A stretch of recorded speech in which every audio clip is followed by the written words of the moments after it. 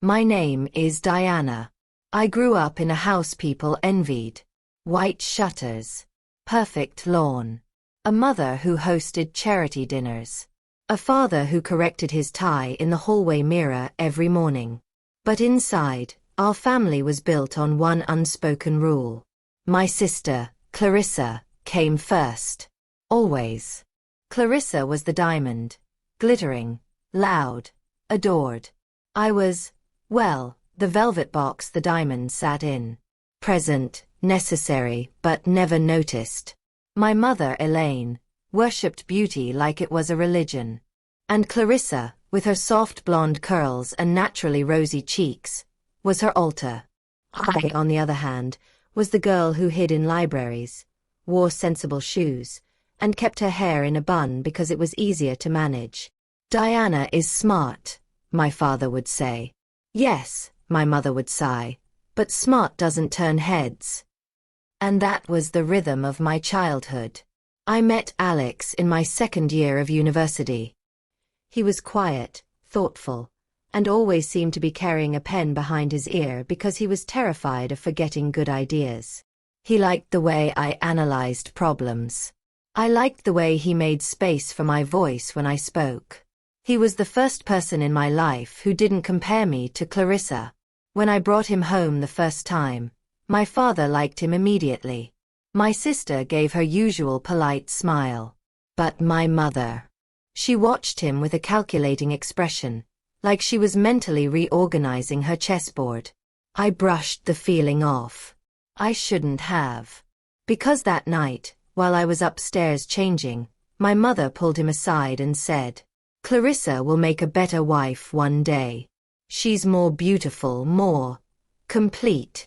I didn't know she said that until much later. If I had known, I would have run that very night.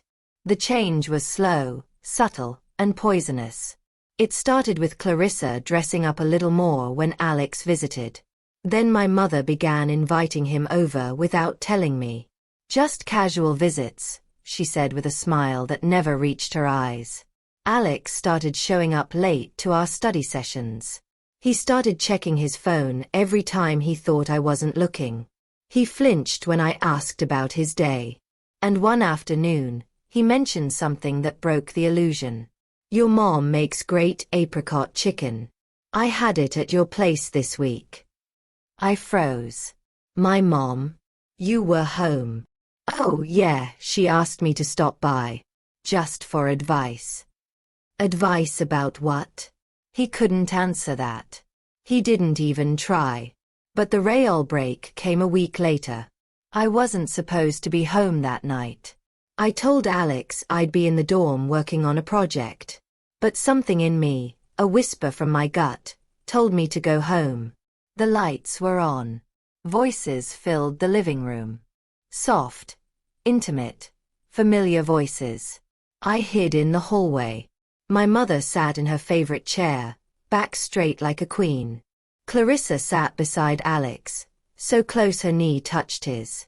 And Alex. He looked confused, torn, and dangerously impressionable.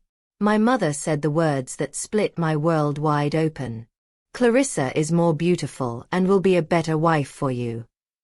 Diana is too ambitious. She'll always choose work over family. Clarissa will elevate you." Clarissa lowered her lashes like she was the Virgin Mary instead of a participant in my betrayal. Alex didn't defend me. Not once. Not even a flinch in my favor. He sat there and let them erase me. Something inside me broke so quietly it felt like the world exhaled. I didn't scream. I didn't walk into the room. I walked out of the house, got into my car, and drove until the Boston skyline disappeared in my rearview mirror. And then I kept driving. I didn't return to campus. I called my best friend, Mel, with a shaking voice. "Come get me," I whispered. Within hours, she arrived at my dorm with 2 coffees and open arms. "You're done with this place," she said. "Let's get you out." I left Boston 2 days later. No graduation ceremony, no closure, no explanations. Just one suitcase and a flight to Seattle. Seattle felt like oxygen to lungs that had forgotten how to breathe. I finished my degree there. I found a therapist. I found a community. I found myself. And eventually, I found Michael. A man who saw me before my words came out. Who listened without trying to fix me. Who loved me in the quiet places of my life. We married 2 years later. And then I built something I never had before. A life no one controlled. 5 years later, I hosted the biggest event of my career. A fundraising gala for women in tech. It was elegant. It was powerful. It was mine. But then, I saw them. My mother. My father. Clarissa. And Alex. Walking through the doors like ghosts I never asked to see again. My mother's eyes widened at the chandeliers, the floral arrangements, the polished floors. "So, you've done well," she said, tone clipped. Then her smile faltered. Because Michael walked toward me. Tall. Confident. Dressed like a man who knew exactly what he had built in life. He kissed my cheek and took my hand. My mother's face went pale. Clarissa's lips parted with pure shock. Alex's jaw tightened, regret flooding his expression. My father. He just looked sad. During dinner, Michael asked casually, "So, how did all of you meet Diana's ex?" Forks froze. My mother smirked stiffly. "It was a long time ago. A misunderstanding." Clarissa flinched. Alex shifted uncomfortably. Michael wasn't done. "Funny," he said softly. "Diana told me she left Boston because of betrayal." My mother inhaled sharply, outrage rising. But Clarissa, sweet, trembling Clarissa, finally cracked under the pressure. "Mom convinced him," she whispered. "She told Alex to marry me. Said I'd make him look better. Said Diana was disposable." My mother's head snapped toward her. "Clarissa, don't you dare." "No," Clarissa whispered, tears in her eyes. "I'm not lying for you anymore." Alex put his head in his hands. "I believed her," he said quietly. "I doubted you. I let them convince me you weren't enough." My father's voice broke. "Elaine, did you really say that?" She straightened, chin high. "I protected my daughters." "No," I said. "You protected your favorite." Silence dropped like a stone. Clarissa began crying openly. "I'm sorry, Diana. I felt horrible every day. Mom told me you'd move on quickly, that you didn't need him, that I needed him more." I looked right at her. "You were part of it, Clarissa." "I know," she choked. "I know." Alex stepped forward slightly. "I don't expect forgiveness. I just needed you to know the truth." I nodded once. Not forgiveness. Not reconciliation.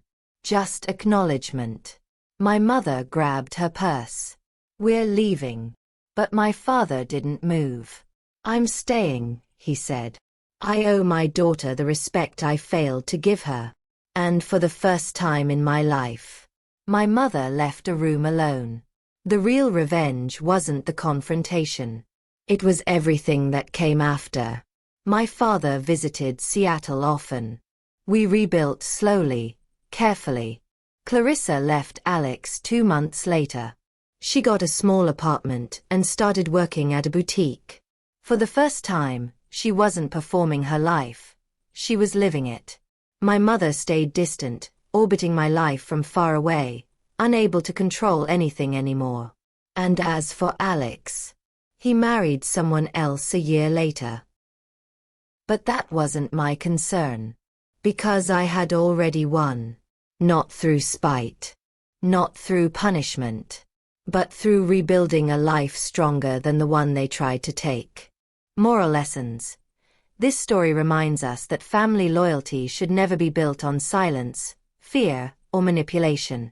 When people show you who they are, Believe them the first time, but never forget that you have the right to protect your peace, your dignity, and your future. Sometimes the hardest battles are fought inside your own household, but that does not make your voice any less worthy or your feelings any less valid. Stand firm in the truth, even when it shakes the room. Choose integrity, even when others choose convenience. And remember, walking away from toxic family patterns is not betrayal. It is self-respect. Healing may be slow, but strength is built in moments of courage. You deserve a life that is peaceful, honest, and full of people who value you. Not for what you tolerate, but for who you are. If you're watching this and you've survived family betrayal, if you've left a life that tried to shrink you, if you're rebuilding from nothing, remember, you're not alone.